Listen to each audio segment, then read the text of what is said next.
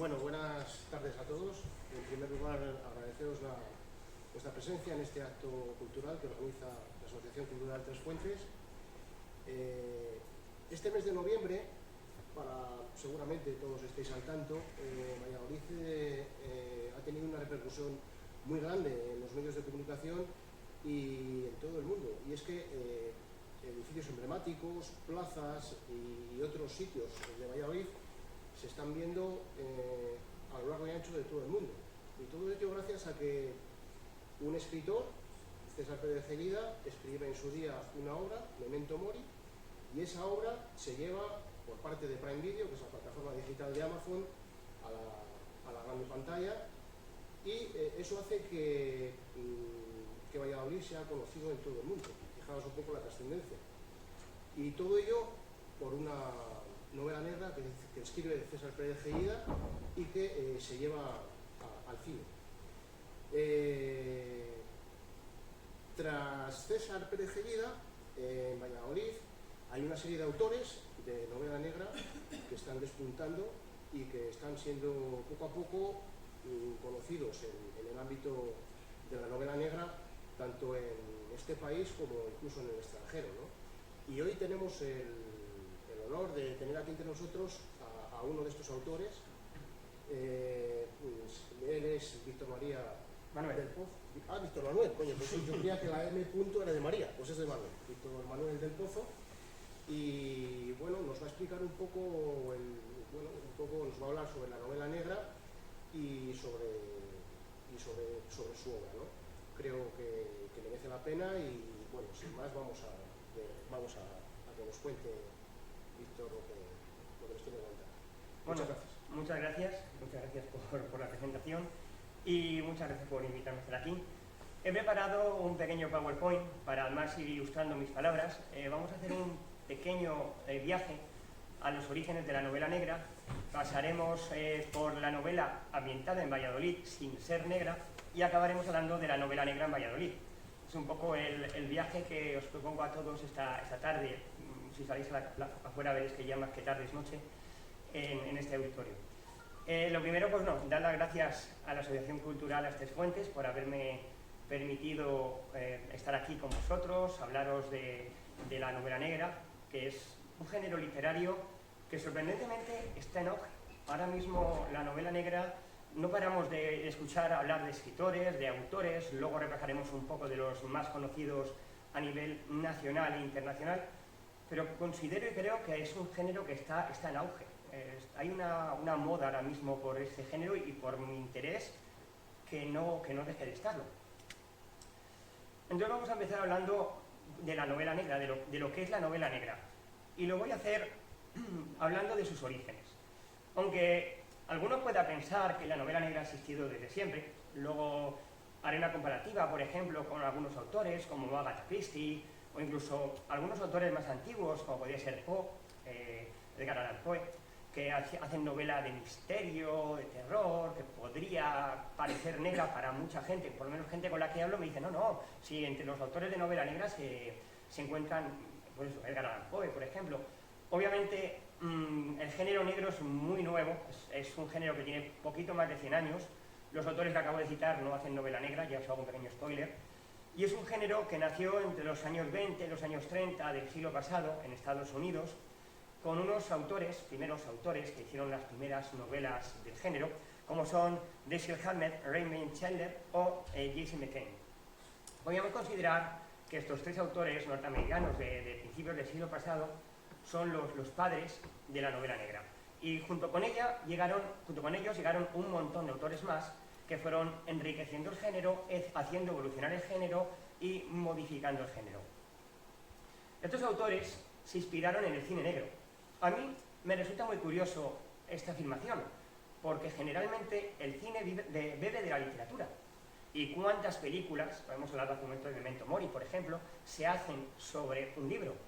¿Y cuántas veces el cine busca en la literatura encontrar ideas para películas, para series, incluso para programas, es decir, intenta ilustrarse de ahí? Sin embargo, en este caso ha sido al revés. Los autores que os acabo de comentar se inspiraron en un género cinematográfico, el cine negro, para crear una saga de novelas, una serie de novelas. Era un género que existía con las películas en blanco y negro. Ya existía, o sea, no se había inventado el color, o por lo menos, aunque ya se había inventado, las películas que se hacían eran en blanco y negro, y jugaba mucho con las sombras, los claroscuros, un toque de tensión, pero creado siempre con luces, a juego de cámara. Intentar tener al espectador en tensión constante por averiguar quién es el asesino, si la atraparán, quién será el siguiente, y siempre jugando con eso, ¿no? Con planos imposibles, con oscuros, con grises, intentando aprovechar lo que la tecnología daba. Es decir, si la tecnología no nos da color, explotemos el gris. Y eso es lo que hacía un poco el cine negro de una manera, a mi opinión, magistral. Luego hay mejores películas y peores, pero desde luego magistral. El caso es que el cine negro tampoco inventaba nada, entre comillas. Es decir, también tenía una inspiración. A mí siempre me decían que ya estaba todo inventado. Y seguro que si vamos dando saltos hacia atrás, acabamos hablando acabamos la prehistoria. Pero no voy a dar tanto para atrás, creo que voy a detenerme aquí. Porque el cine negro se inspiró en el expresionismo alemán, que era un movimiento artístico que buscaba precisamente lo mismo que hacía el cine negro. Lo que ocurre es que lo hacía con todo tipo de elementos, es decir, lo hacía en teatro, lo hacía en literatura, lo hacía en artes plásticas, lo hacía en música, el expresionismo alemán fue un movimiento cultural que abarcó todas las áreas. Pero buscaba jugar con los claroscuros, jugar con luces, jugar con sombras, jugar con grises, y con ese expresionismo alemán llevado al cine nos da el cine negro. Luego fijaros de dónde vamos tirando para llegar a la novela negra. Si tiramos de la RAE, es decir, cogemos el diccionario de la Real Academia Española y buscamos lo que significa novela negra, y lo voy a leer porque es una definición literal, ¿vale? La definición literal que viene escrita en la RAE dice que es una obra narrativa de carácter policíaco que se desarrolla en un ambiente sórdido y violento. Creo que podemos estar todos de acuerdo que esta acepción es bastante genérica, pero que cualquier novela negra que podemos encontrar encaja. Y aquí incluso es tan ambigua que hasta novelas que no son negras también podrían encajar. La temática que suele tratar es una temática bastante variopinta. Generalmente hay un crimen. Tenemos un asesino, un criminal, dejando un rastro de sangre, cadáveres. A veces hay un único muerto, a veces son decenas. Pero siempre tiene que haber vamos a decir, al menos un muerto. Tenemos casos de corrupción. Un policía corrupto, un abogado, o el propio detective, un alcalde, un político. Suele tratar injusticias, venganzas. Eso es un tema bastante recurrente. Y siempre lo hace intentando enfocar un caso de moralidad. Os he puesto aquí un ejemplo, la novela de Santiago Díaz, de la que además os hablaré un poco más tarde, del Buen Padre. Esta novela me parece que es un ejemplo perfecto porque incluye todos estos ingredientes. No hace falta que los incluya para ser una novela negra. Esto es como cuando hacemos un postre, una receta, vamos echando ingredientes en una cazuela, lo ponemos a hervir y a ver qué sale. Pero concretamente esta novela, a mi opinión, estuve pensando varias, cuál podría ser más representativa, me pareció que se incluye todos los elementos que habría representativos y que yo quiero transmitiros. Para empezar, tenemos un crimen. El Buen Padre versa sobre un hombre que secuestra a varias personas y las va asesinando de una en una. Luego, ahí tenemos ya un crimen.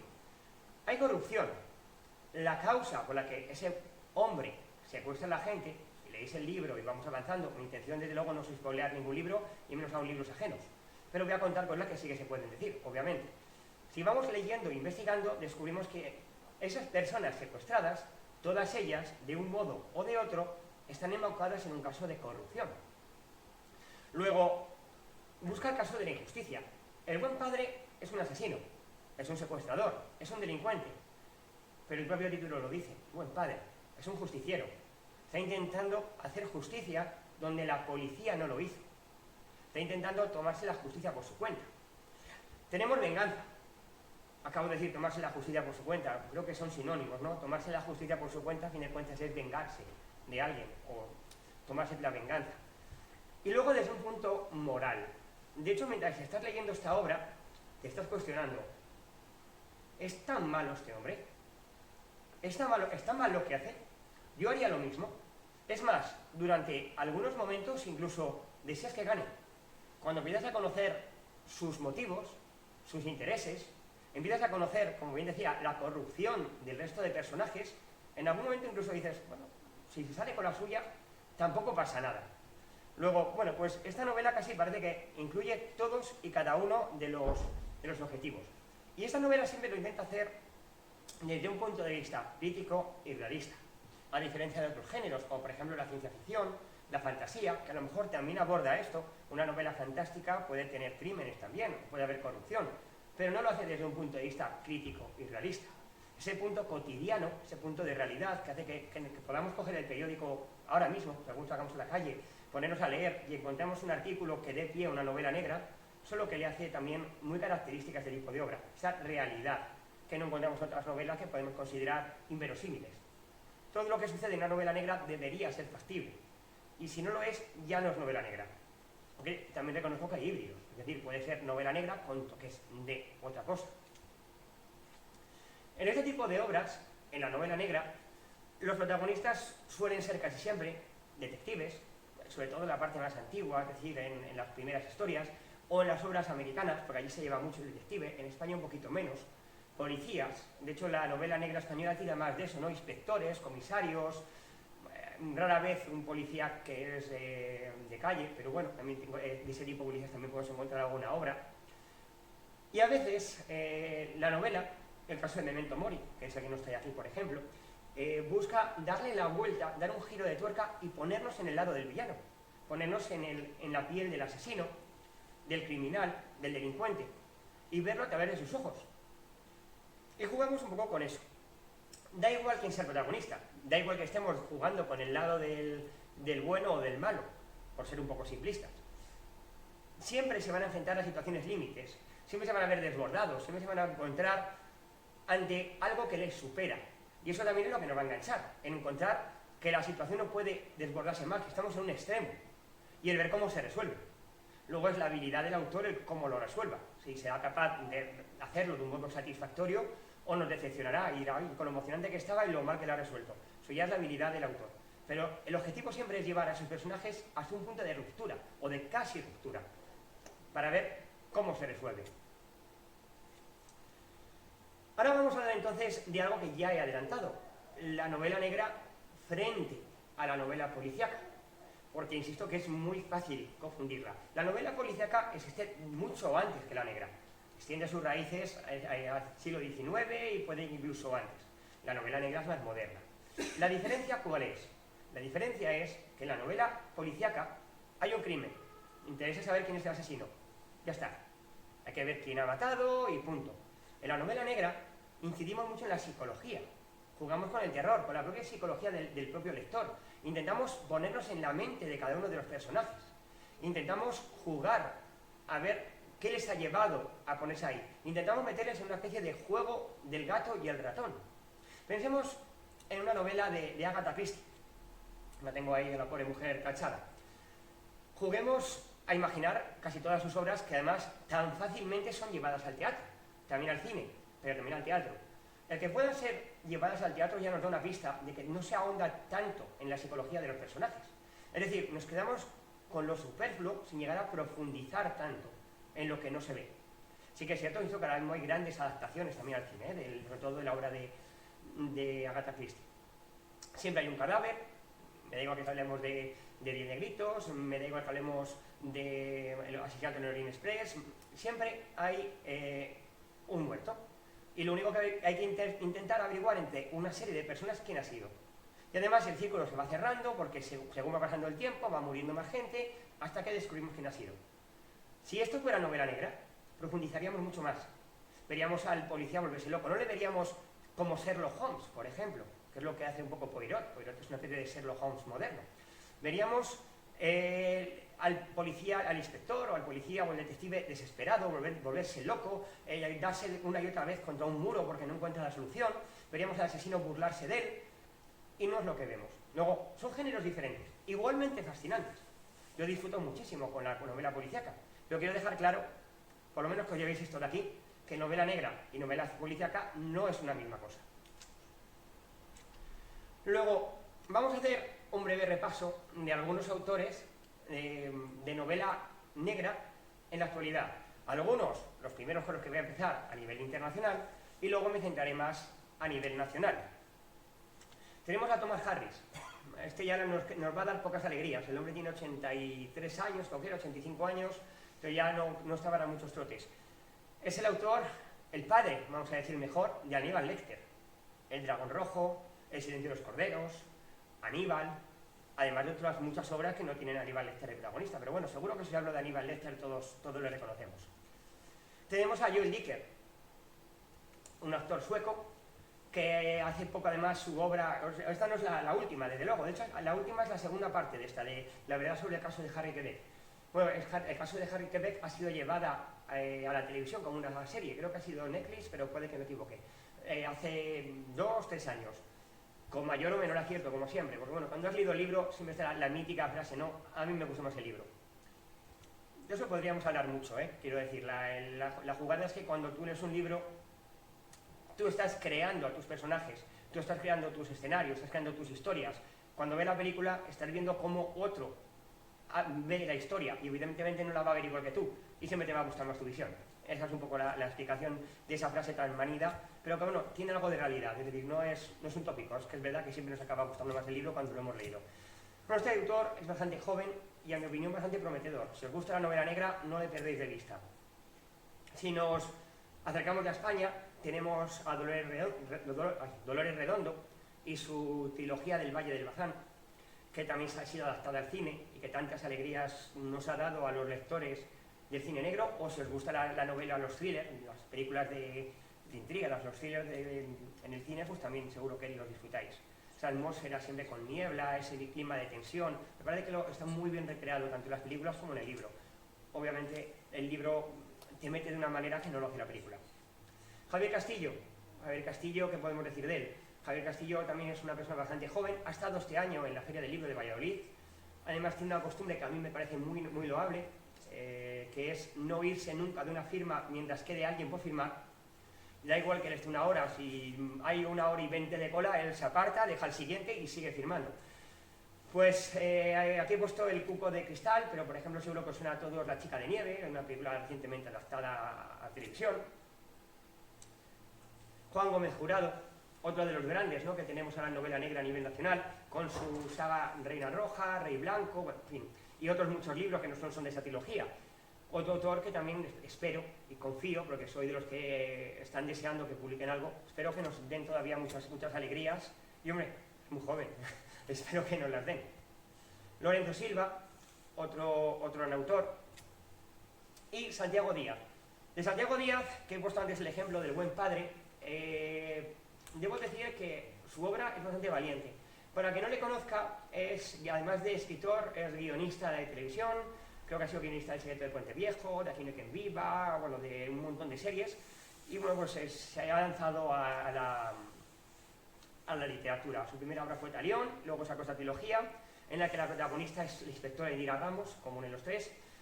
El buen padre, ya os he hablado de él. De las otras niñas, me parece que es muy valiente porque utiliza como villano a Antonio Anglés, que para que no le conozcas es el asesino de las niñas de Alcácer. Y de hecho la trama gira en torno a qué sucedería si ese hombre apareciera de nuevo en la actualidad. Sabéis que está buscado, que es prófugo y es uno de los hombres más buscados de España. Lleva desaparecido 30 años, creo que he calculado bien. Entonces, bueno, y traer a esa persona a la actualidad, 30 años después, inventarle un pasado, imaginar qué ha hecho durante estos 30 años, pensar cómo reaccionaría la sociedad si le encontrara, me parece una propuesta muy valiente. Además, tuve el placer de hablar con él durante la Feria del Libro de Tudela de Duero. Me pidieron que le presentara y debo reconocer que fue un honor, porque pude decirle lo que os estoy diciendo a vosotros, lo pude decir a la cara, le puedo decir, ha sido muy valiente. Y él me pudo contar algunas de las anécdotas que se esconden detrás del libro. Sin duda es otro autor que yo creo que merece la pena seguir de cerca. Dicho esto, nos conviene hacer un pequeño inciso, dejar momentáneamente de lado la novela negra para hablar de la novela en Valladolid. Sin ser negra, ¿cómo se habla en Valladolid en los libros? ¿Qué cuentan de nosotros? A ver, de nosotros habla desde hace siglos. Ahí tenéis la Fastiginia, ¿no?, los Faustos Reales, que es un libro del siglo XVI que cuenta cómo era la vida en la corte. Pero no voy a retroceder tanto en el tiempo, por supuesto. Vamos a hablar de Miguel Delibes, que también escribe sobre el Valladolid de la corte, sobre todo en El hereje, y que creo que es uno de nuestros máximos representantes literarios, por no decir el máximo. Probablemente sea uno de los grandes autores que Valladolid ha dado al mundo de las letras, por lo menos en el siglo pasado. Obviamente en la historia les ha habido mucho mayores, pero si hablamos del siglo XX, por ejemplo, creo que Delibes es uno de los grandes autores que Valladolid ha dado al mundo de las letras. Le sigue Gustavo Martín Garzó. Hace no mucho, y cuando digo no mucho ya, cuando va pasando los años te das cuenta que no mucho son años. Antes decir hace no mucho eran unos días, ya cuando ya dices hace no mucho y son 3 años o 4 años, dices me estoy haciendo viejo. Pero hace no mucho escuché decir que Gustavo Martín Garzó era nuestro máximo representante literario vivo. Y creo que estoy de acuerdo. Puede que ahora mismo haya tomado un poco el relevo de Delibes. No goza nacionalmente de su fama, a lo mejor, y todavía, o tal vez sí. Lo que ocurre es que a Delibes le tenemos también demasiado cariño, lo tenemos muy valorado, pero cuidado con Martín Garzó porque creo que es un grandísimo autor, con el que disfruto muchísimo leyendo sus novelas, y si no lo habéis leído os aconsejo que lo hagáis, que le descubráis. No hace novela negra, por supuesto, pero bueno, estamos hablando en este pequeño inciso de la novela en Valladolid. Concretamente os he hablado de uno, el libro de La carta cerrada, porque es uno de los libros que tiene ambientados en esta ciudad, en Valladolid. Entonces, bueno, ya que él es de Valladolid y escribe novelas de Valladolid, digo, voy a poner uno de los libros que ha ambientado en nuestra ciudad.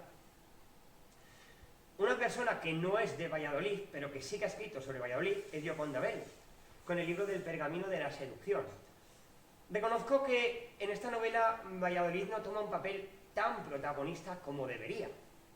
Sale Tordesillas, sale el castillo de Simancas, sale la Universidad de Valladolid, pero bueno, sí que es verdad que no es tan protagonista. Va más bien de la relación entre un profesor, su alumna y bueno, un documento bastante antiguo, ¿de acuerdo? Y no quiero contar más porque si cuento el resto ya os estoy revelando el libro entero. Lo que sí que es cierto es que si os encanta Valladolid, como yo, es decir, sois unas personas enamoradas de la ciudad, que disfrutáis leyendo sobre nuestra ciudad, porque os gusta leer novelas que se ambientan en nuestras calles, leer libros que están ubicados por lugares cotidianos, creo que esta podría ser una obra más a tener en cuenta. Porque en el fondo, cuando leemos un libro que está ambientado en un lugar desconocido, pues está muy bien, pero te da igual qué lugar sea. Pero cuando está ambientado en Valladolid, este libro tiene un valor extra, un valor añadido para nosotros, ¿no creéis? Y por supuesto tenemos a Juan Eslava. Juan Eslava tiene un libro que, aunque puede parecer por el título que es novela negra, Misterioso asesinato en la Casa Cervantes, que es el que he colocado aquí, no lo es tanto, es más bien novela histórica. Imagino que muchos de vosotros sabréis, y si no lo sabéis no pasa nada, porque lo voy a contar yo, que cuando Miguel de Cervantes vivía en Valladolid, fue testigo de un asesinato. Es más, no solo fue testigo de un asesinato, sino que le llegaron a culpar a él y a encerrar por ese asesinato. Bueno, pues de ese suceso histórico, y bastante, que tiene mucho de legendario, de hecho, pero bueno, sucedió realmente, habla este libro, ¿no? Misterioso asesinato en la Casa Cervantes. Y bueno, debo decir que este libro, junto con El hereje y mi obra El sillón del diablo, fueron elegidos por la Universidad de Valladolid para hacer una ruta, esta primavera pasada, por los diferentes lugares, y bueno, he elegido precisamente en la Casa Cervantes, porque estamos hablando de Juan Eslava, y ahí es la parada que hicieron todos los estudiantes universitarios, con la guía, con los representantes de la universidad, también se me busca el estudio por ahí, hablando del libro de Juan Eslava y del misterioso asesinato en la Casa Cervantes. Tras esta pequeña parada, y dadas estas pinceladas, ¿no?, de autores representativos nuestros que tenemos en Valladolid, paso a juntar, ¿no? Hemos hablado de la novela negra, hemos hablado de la novela en Valladolid, pero nos falta hablar de la novela negra en Valladolid. Y es lo que voy a hacer ahora. Bueno, señores y señoras, estimado público, os voy a comunicar que hablar de novela negra en Valladolid es, en gran parte, hablar de César Pérez Gellida. César Pérez Gellida se ha convertido a día de hoy en nuestro gran representante. Y yo creo que es un fabuloso relaciones públicas a la hora de llevar Valladolid por todo el mundo, como bien ha dicho Joaquín, y además literariamente, no solo por la serie, la película, sino en las novelas. Yo he estado en otras ciudades, yo he viajado Castilla y León, lo he visto en Burgos, pero también fuera, lo he visto en Madrid y lo he visto en Asturias. Yo he estado en otras ciudades y he visto libros de Gellida en un escaparate. Quien entre en esa librería y se compre el libro, está llevando un pedacito de nuestra ciudad a su casa.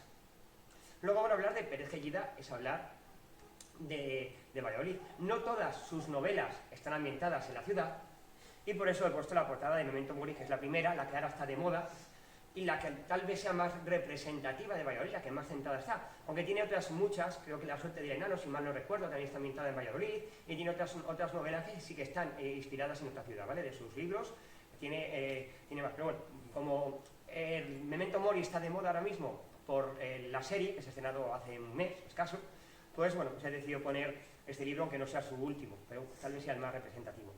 Sin embargo, aunque Pérez Gellida sea uno de los autores, o probablemente el autor que abandere la novela negra de Valladolid, hay otros.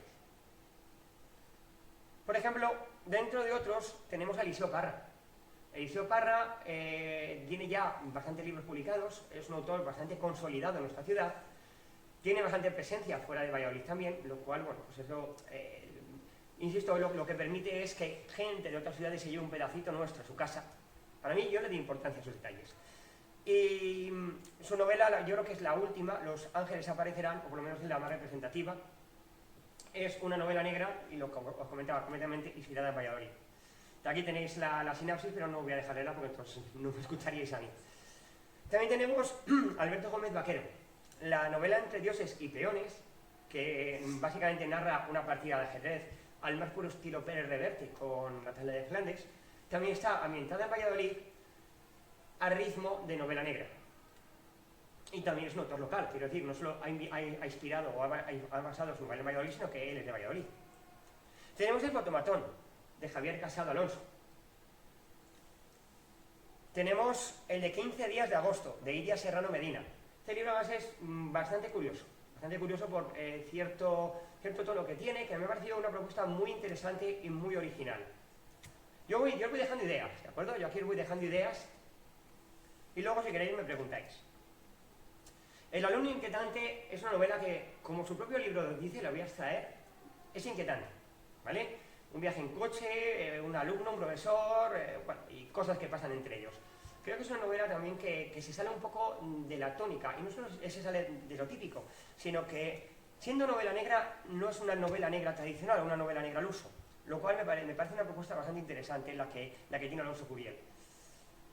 Tenemos María Ángeles Canta la Piedra. Para el que no la conozca, María Ángeles Canta la Piedra tiene casi toda su obra es poesía. Sin embargo, en Oscuro Deseo ha decidido apostar por la novela negra, creando esta pequeña joya que, bueno, ambientada en Valladolid, merece la pena ser leída. El crimen del Campo Grande no quería dejarle fuera, tal vez tenga unos años ya. Es un libro que yo recuerdo haber leído a lo mejor era 8 o 10 años, lo cual tiene ya un tiempo. También una propuesta interesante también, ¿vale? Una historia de amor, el Campo Grande de fondo, un asesinato, bueno, puede ser una propuesta curiosa. Tal vez, al ser un libro un poco más antiguo, sea algo más difícil de conseguir, pero seguro que se puede pedir. Luego tenemos el libro de Juan H., el señor Juez.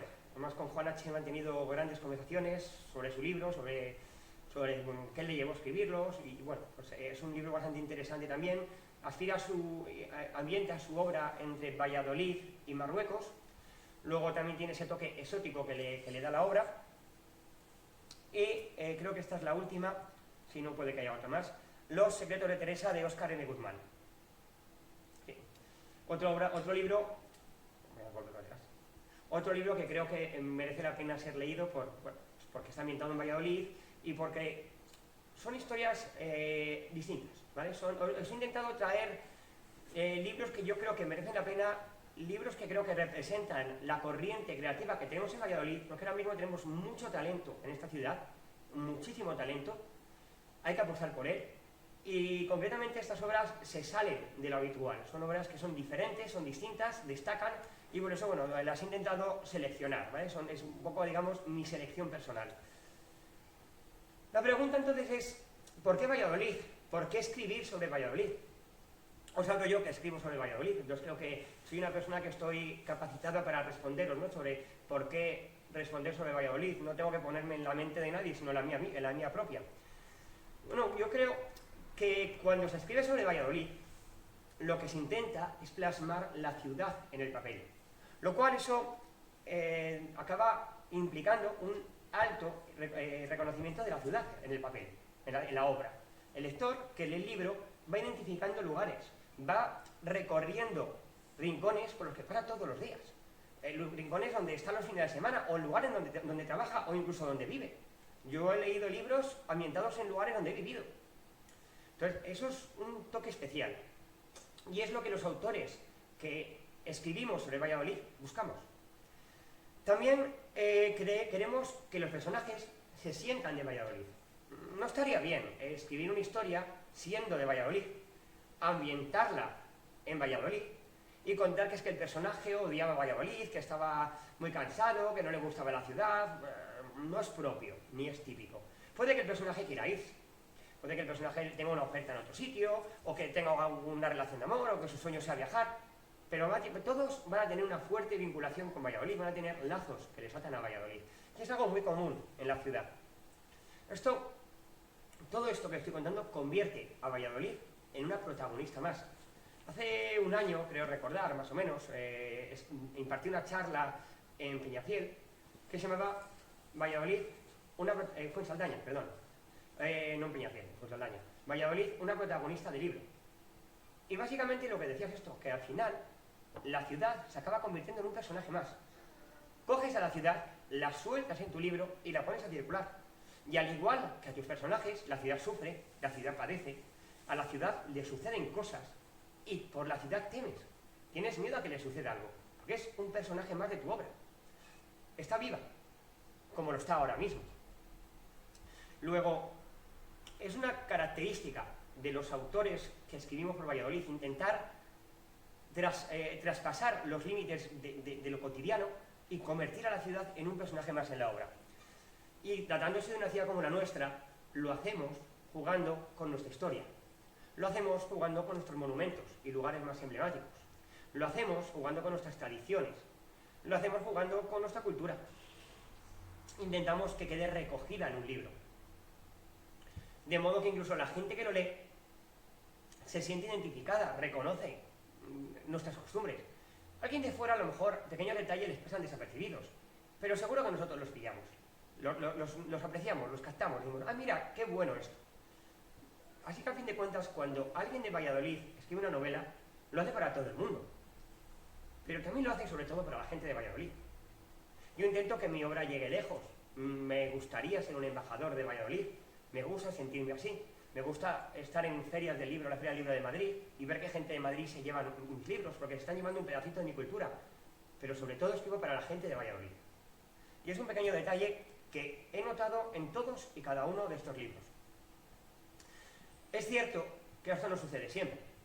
Hay obras ambientadas en Valladolid que podrían estar ambientadas en cualquier otro sitio, en los que la ciudad es fácilmente reemplazable, en los que el personaje dice, sí, estaba en Valladolid, y no se vuelve a hablar de la ciudad en ningún momento. Ya lo demás es una calle, una plaza, pero no te dice dónde. Entonces, si ha puesto al principio que es Valladolid, si me pone que es Murcia, también me sirve. Pero no es lo habitual. Puede suceder. A lo mejor algunos estáis pensando, ah, sí, yo me he leído un libro en el que eso no pasaba. Hay casos. Obviamente, en ese tipo de obras, en las obras en las que la ciudad no es protagonista de ese nivel, nada de lo anterior se cumple. Pero a lo mejor esas obras no han sido escritas para la gente de Valladolid. Entonces, la pregunta entonces, ¿por qué Valladolid? ¿Por qué escribir en Valladolid? Pues como os he dicho, tenemos historia, tenemos monumentos, palacios, castillos. Hemos sido una de las ciudades de Europa con más palacios. Hasta que en una fiebre demoledora, en los años 50, nos dio por empezar a tirar edificios. Pero hemos sido una de las ciudades de Europa con más palacios. Tenemos un montón de iglesias espectaculares, tenemos un montón de teatros. Valladolid es una ciudad monumental. Tenemos bosques, naturaleza, ¿vale? Es verdad, no tenemos una selva, ni tenemos... pero tenemos nuestros pinares. La ciudad está rodeada de pinares. Y bueno, los pinares, si eres un poco perverso y estás pensando en escribir una historia negra y pensando en asesinatos y en crímenes y en cosas un poco truculentas, los pinares dan mucho juego, ¿eh? Un pinar da juego. Y sobre todo, porque además tenemos algo que se puede sumar al pinar, y es nuestra niebla, la niebla vallisoletana. Por cierto, eso hace poco en Madrid y también tiene niebla, ¿eh? Que, cuidado que no nos la quiten, que la niebla es nuestra. Es que vamos, cuando dicen la niebla de Londres, Londres hoy en día no tiene niebla, la niebla es de Valladolid. Entonces, bueno, ese ambiente nebuloso de invierno en una ciudad con algunas calles monumentales, que parecen incluso medievales. Lamentablemente tampoco nos quedan tantas, no somos una ciudad como Salamanca, que podría ser mucho más monumental. Lo habremos sido, pero no lo somos. Pero pensar en ciertos rincones, ciertas calles, a mí me gusta mucho, por ejemplo, la calle Camarín de San Martín. Es una calle muy estrechita, muy cortita, pero la ves y parece que en cualquier momento te vas a encontrar un espadachín, ¿vale? Te vas a encontrarte ahí a un hombre con una espada, con un sombrero y diciendo que ha sido vilipendiado. Imaginaos eso con la niebla en plena noche. Además tenemos tradición. Y bueno, pues esto en nuestra Semana Santa, pues tal vez sea lo más característico, pero tradiciones tenemos para exportar, ¿eh? O sea, que tenemos una ciudad con mucha historia y por lo tanto con mucha tradición. Y sobre todo tenemos leyenda. Y de eso creedme que sé un poco, ¿vale? Ahí tenéis el Sillón del Diablo, que es el que da título a mi primera obra, pero tenemos muchas más leyendas. La leyenda del Puente Mayor, sobre todo, además hablaré de ella porque en ella se basa mi siguiente novela. Tenemos la leyenda de la Casa Zorrilla, que narra el propio José Zorrilla sobre su abuela. Bueno, tenemos un montón de historias, de leyendas, de cosas que contar, que bien llevadas, bien traídas, pueden ayudar a construir historias muy interesantes. Luego, un autor que se interese por Valladolid se puede encontrar con que aquí tiene mucho que exprimir. Además, hemos empezado hablando de que el motivo de esta charla es Memento Mori y su salida a televisión. Hay que decir que últimamente ha habido un pequeño auge de Valladolid en el cine, y creo que es agradecer. Yo creo que desde que en los años 60 se estrenó la película de una muchachita de Valladolid, Valladolid ha sido muy maltratada por el cine. Se han rodado muy pocas películas aquí, muy pocas. Yo he visto contadas ocasiones Valladolid en televisión. De hecho, en mi corta existencia, creo que es corta, tengo 40 años, o sea que ya tan corta no es. Pero bueno, en mi existencia podemos hablar de Ola estás sola, por ejemplo, que es de los años 90, o de una película de un autor que además ahora mismo lo está haciendo muy bien con Blackie Books, que es Santiago Lorenzo, el autor de Los Asquerosos, por ejemplo, o El Tostonazo. Santiago Lorenzo, antes de ser escritor, fue director de cine y hizo una película ambientada en Palencia, Mamá es boba, y hizo una ambientada en Valladolid, que es la de Un buen día lo tiene cualquiera. Si no la habéis visto, la aconsejo. Es una comedia romántica, divertida, y vais a ver toda la película entera está rodada en Valladolid. El Café del Norte, la Biblioteca de San Nicolás, el Túnel de las Delicias, el Duque de Lerma. Bueno, vais a ver todo Valladolid reflejado en la película El Poniente, entonces está muy bien. Además sale nuestro querido Quintana, es uno de los personajes, si no lo conocéis, ha sido un actor ya fallecido el hombre. También fue profesor de instituto, bueno, en fin, sobre todo actor, dedicó toda su vida al teatro y al cine. Y bueno, recientemente, y por eso viene esto a cuento, hemos tenido la suerte de que se ha rodado Voy a pasármelo bien, que se ha estrenado hace 2 años ya, puede ser, y Memento Mori el mes pasado. Entonces, ahora mismo parece que nos estamos acostumbrando un poco a ver Valladolid en televisión o en el cine, pero no es tan habitual. Nos hemos estado bastante maltratados. Así que también es un poco de agradecer a Pérez Gellida y de agradecer a la novela negra, por tanto, ¿no? La novela negra, a través de un thriller convertido en serie por Amazon Prime, que nos ha traído una novela, una serie más, o nos ha permitido, voy a decirlo así, nos ha permitido disfrutar nuevamente de Valladolid en la gran pantalla. A saber cuándo vamos a tener una ocasión. Espero que sea dentro de poco, espero que esto siga. Pero a lo mejor nos va a pasar como con una muchachita de Valladolid y volvemos a no disfrutar de Valladolid hasta dentro de otros 30 años. Espero que no sea así. Respecto a mi obra, me he guardado para el final, como es lógico, pero yo creo que me puedo encajar dentro de novela negra en Valladolid, porque lo que hago es novela negra, entonces, y soy de Valladolid. Entonces, pues creo que en esta charla tengo mucho que contar. Lo que sí que me gusta siempre es mezclar. Antes os he hablado de que no todo es novela negra pura, que a veces tenemos novela negra con algo.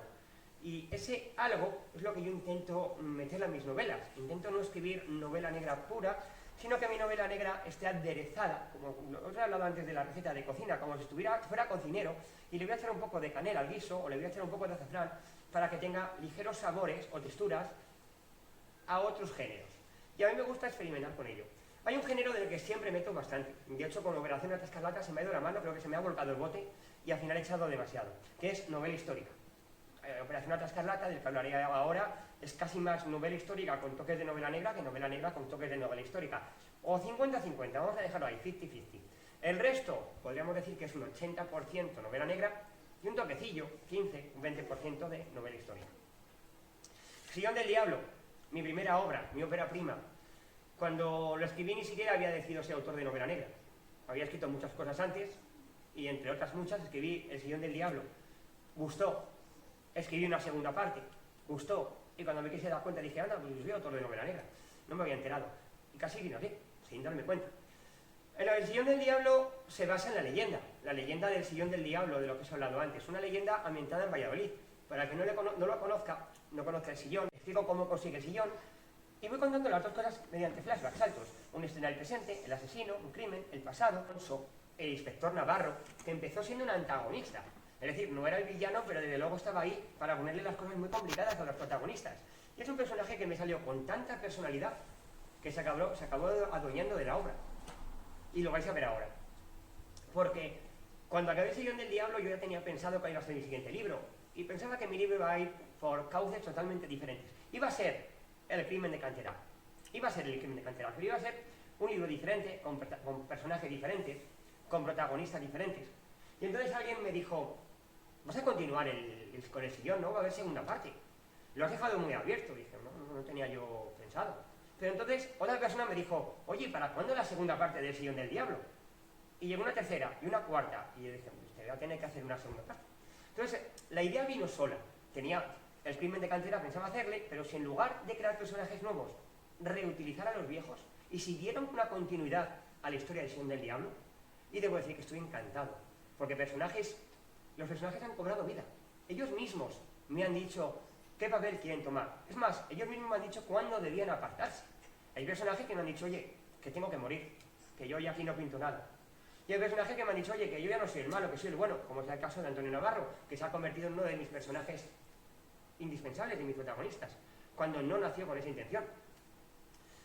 El crimen de Canterac está ambientado en un caso real. Y por eso cuando yo lo escuché, dije, tengo que escribir sobre esto, es necesario. Y había pensado escribir esa historia. En Valladolid había un castillo que se derrulló. Un castillo en Las Delicias. No era un castillo medieval, lo había construido una familia de nobles, los condes de la Oliva, porque les encantaba lo medieval y querían una mansión, porque en el fondo es una mansión al más puro estilo medieval. Ese castillo fue testigo de un asesinato atroz en 1918. Presenció como un jornalero era asesinado. Más de 30 puñaladas por todo su cuerpo, hasta en zonas bastante delicadas, ¿vale? O sea, tenía navajazos hasta en sus partes prudentes, se le veía el hueso en algunas partes. Fue un asesinato bastante desagradable. Y sin embargo, cuando le encontraron, estaba como dormido, apoyado en una piedra, como si no hubiera pasado nada. La policía lo vio y dijo, este hombre se ha suicidado. Claro, nadie se lo creyó. La familia no se lo creyó. El norte de Castilla no se lo creyó, que casi inició una investigación por su cuenta. Así que el caso fue cerrado, pero hubo una investigación en paralelo por eso, en la prensa, ciertas personas que no se lo creían, que fueron intentando averiguar qué sucedió. Por los juzgados, cuando hubo el juicio, pasó todo tipo de personas. Del barrio, de Las Delicias, un barrio emergente, el barrio que acaba de nacer. No voy a contaros aquí la historia del barrio de Las Delicias, pero es bastante interesante, por cierto. Luis de Frutos tienen libros muy interesantes contando la historia de Las Delicias, por cierto. Este juicio fue lo más rimbombante. Pasaron todo tipo de personas diciendo que se habían sido envidias, que se había habido más cadáveres, que se había unos niños enterrados, que se había no sé qué, y hasta que se llegó a la verdad, salió todo tipo de cosas. Al final, lo que pasó es que alguien, no voy a desvelar el caso, está en la prensa, podéis buscarlo ahí. De hecho, fue uno de los casos más sonados. Durante el año 1908, si he dicho 18 me he equivocado. 1908, 1909, 1910, durante esos 3 años fue uno de los casos que más páginas ocuparon en la prensa nacional. En aquella época los periódicos eran cortitos, una coma hora, tenían pequeñas columnitas, pero raro era el día que no había un pequeño articulito en cualquier periódico a nivel nacional que se llamaba Los de Canterac, o el crimen de Canterac, o el caso Canterac, y hablaba del asunto. Fue un caso muy turbio. Y al final, insisto, no se supo la verdad. Había gente muy importante metida de por medio y se intentó encubrir. ¿Qué hago yo? En la actualidad, un asesino parece querer cobrarse venganza, ya que el caso jamás se cerró. Por eso, la primera parte se llama La venganza del descendiente. Sin embargo, según van apareciendo los cadáveres, el asesino no tenemos ni idea de quién es, va cubierto con una máscara de la peste, como si fuera un médico veneciano, cuchillo en mano, al más puro estilo película de Wes Craven, y dejando 3 letras en cada crimen. Mientras se van sucediendo los asesinatos en el Valladolid actual, e incluso el alcalde es secuestrado y desaparece, nadie sabe dónde está, vamos reviviendo en el pasado qué sucedió con el caso Canterac. No es un caso real, no intento contar la verdad, intento contar mi verdad. Yo me creo mi versión, totalmente ficticia, pero basada en todo lo que yo he leído. Y sobre eso creo la historia. Y al final me sale un libro muy ambicioso. Tan ambicioso que fueron 1000 páginas de libro. Creo que muy pocas novelas se han escrito en Valladolid tan extensas. Creo que podéis buscar. Yo las he buscado, He intentado ver si alguien ha escrito una novela de 1000 páginas sobre Valladolid y poco he encontrado o nada. No puedo afirmar que no haya nada, pero poco he encontrado. Tanto que la editorial dijo, ¿dónde vas con un libro de 1000 páginas? Será mejor que lo dividamos. Y decidimos dividirlo en 2 tomos. El crimen de Canterac, La venganza del descendiente, tiene principio, tiene final, pero como me gusta decir, es un final como cuando acaba una serie que sabes que tiene segunda temporada. La serie ha acabado, más o menos te quedas contento, pero sabes que hay más, porque hay una segunda temporada. Yo cuando dividí el libro me encargué de hacer ese juego, de cerrar el libro, pero en falso. Entonces sabéis que el libro acaba, pero también os encontréis con un continuará que os dice, oye, no acaba del todo, va a haber más. Y claro que hay más, hay otro libro entero. El crimen de Canterac, la congregación de los 3 valores. Este libro, que son 3 libros y 2 novelas, El sillón del diablo y El crimen de Canterac, va a tener un desenlace, como saga. Va a ser una trilogía con 4 libros, luego para algunos tetralogía, para otros, o tetralogía, para otros trilogía, tetralogía o trilogía, como queráis, porque las 2 cosas son correctas, en el fondo, son 3 novelas, 4 libros. Va a tener un desenlace con El misterio del puente mayor. Este libro lo estoy anunciando aquí en primicia, básicamente.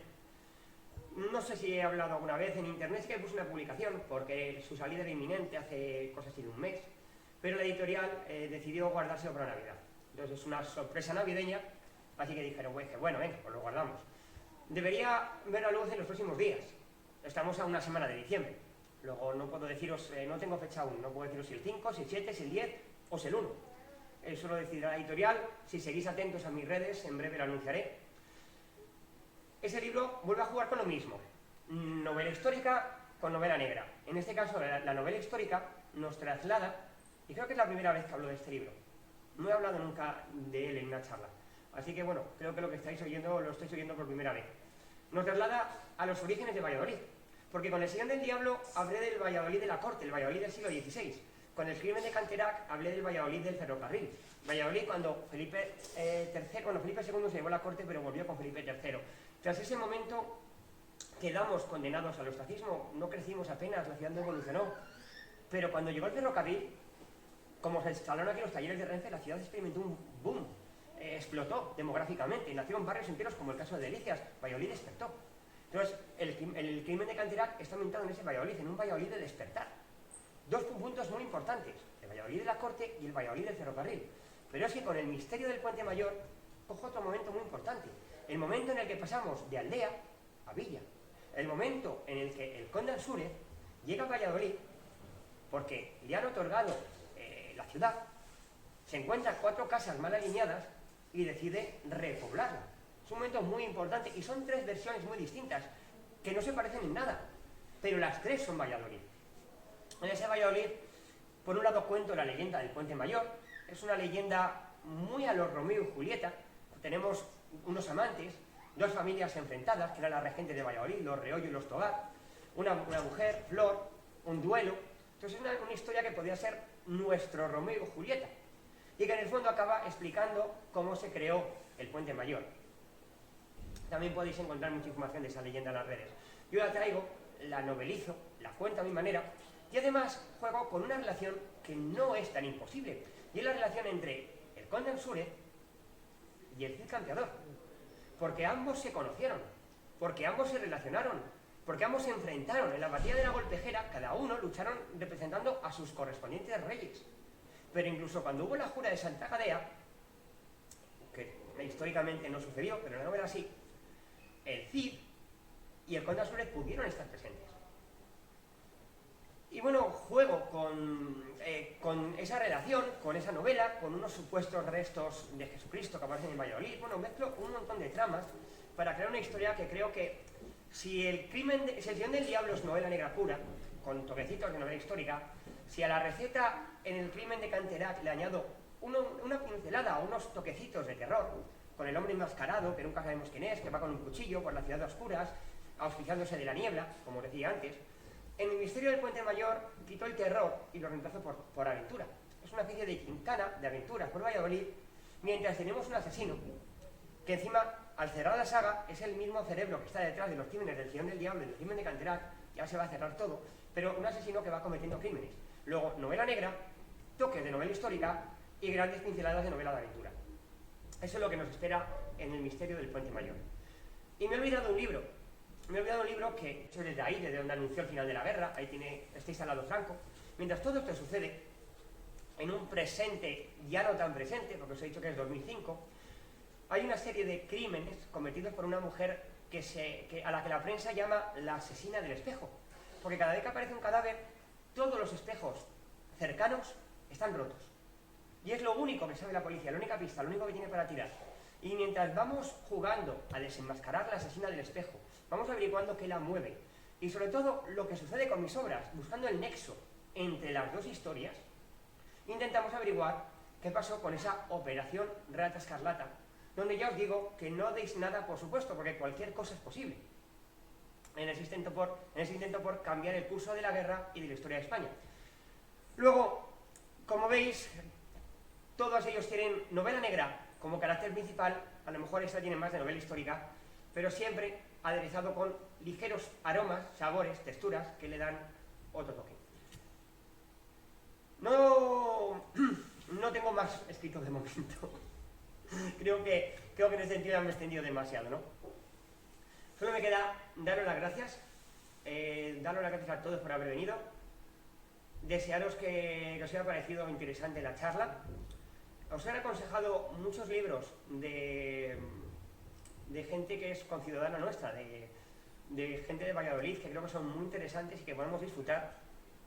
Deciros que, bueno, que si me queréis seguir, os dejo ahí mi perfil en redes sociales, @VictorM del Pozo. Es el mismo para todas, para Facebook, para Twitter, para Instagram, incluso para TikTok, pero aún no he publicado nada en TikTok, es que no se me ocurre qué publicar. Lo mío es escribir, no grabar libros, no grabar vídeos, entonces bueno, el perfil está, pero no he publicado. Pero si me seguís en Instagram, X, que ya no se llama Twitter, o Facebook, con @VictorM del Pozo me podéis encontrar. También mi web es victormdelpozo.es. Y dar las gracias nuevamente a la Asociación Las Tres Torres por haberme permitido estar aquí, Las Tres Fuentes, perdón, por haberme permitido estar aquí. Y deciros que si alguien tiene alguna pregunta de cualquiera de las cosas que he dicho hasta ahora, pues que es el momento de preguntarme y de no quedaros con las dudas. Muchas gracias.